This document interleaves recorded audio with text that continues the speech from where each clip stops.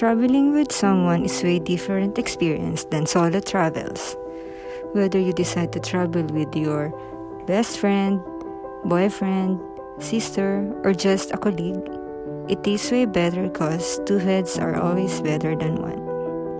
Another reason that is, everything is cheaper when it is shared by two.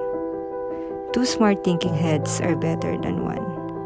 You are much safer than your own. You learn the art of compromise and patience.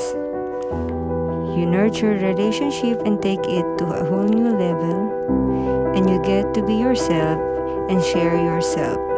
Cause sharing something with someone, well, storytellers never die.